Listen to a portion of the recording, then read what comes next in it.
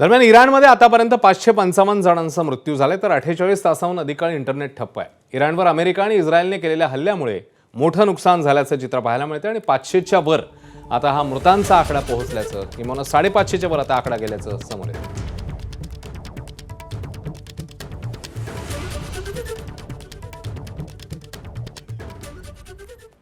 दरम्यान अमेरिकेचे अध्यक्ष डोनाल्ड ट्रम्प यांनी इराणला नव्याने धमकी दिली आहे। इराणवर लवकरच मोठा हल्ला होईल असा इशारा देण्यात आलाय। लवकरच इराणवर हल्ल्यांची मोठी लाट येणार आहे। इराणवर आतापर्यंतची कारवाई ही समाधानकारक झाली आहे, मात्र डोनाल्ड ट्रम्प आता उद्या व्हाईट हाऊसमधून या संदर्भात संबोधित करतील। इराणवरील हल्ल्याची अध्यक्ष ट्रम्प हे माहिती देतील असा दावा आहे।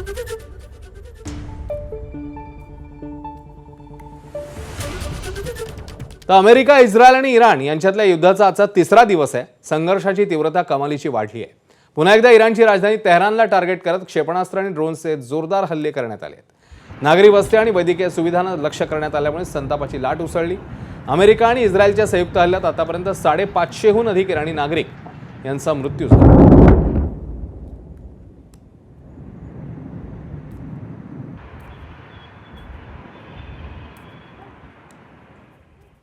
तिकडे हिजबुल्लाहने केलेल्या क्षेपणास्त्र आणि ड्रोन हल्ल्यांना प्रत्युत्तर म्हणून इस्रायली हवाई दलाने लेबनॉनची राजधानी बैरूतमध्ये मोठा हवाई हल्ला केला।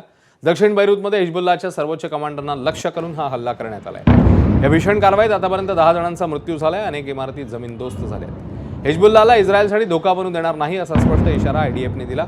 या हल्ल्यानंतर बैरूतमध्ये धुराचे लोट उठत आहेत आणि सर्वत्र दहशतीचं वातावरण पाहायला मिळत आहे।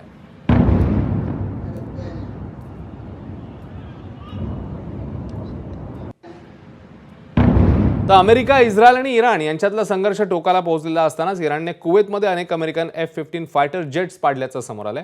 सकाळी कुवेतमध्ये इराणच्या हल्ल्यात अनेक अमेरिकन फायटर जेट्स कोसळली। कुवेतच्या संरक्षण मंत्रालयाच्या प्रवक्त्याने देखील अनेक अमेरिकन विमानं पाडल्याचं मान्य केलंय। दरम्यान अमेरिकेची सर्व क्रू मेंबर्स वाचलेत आणि त्यांच्यावर कुवेतच्या रुग्णालयामध्ये उपचार सुरू आहेत।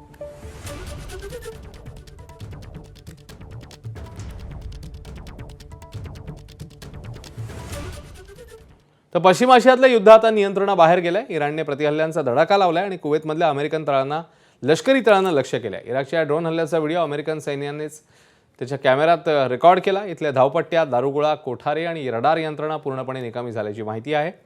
हे तळ वापरण्यालायक राहिलेले नाहीत असा दावा आता इराणने केलाय। इराणने Saudi Arabia, Jordan, Bahrain, Kuwait, Qatar, UAE मधल्या अमेरिकेच्या लष्करी तळांना लक्ष्य केलंय।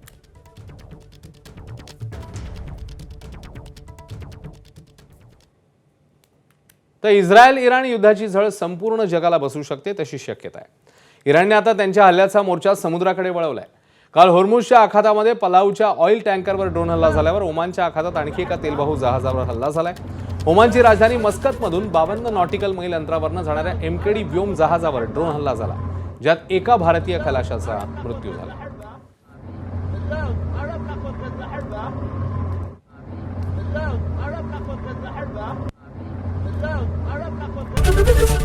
ABP माझा, उघडा डोळे बघा नीट।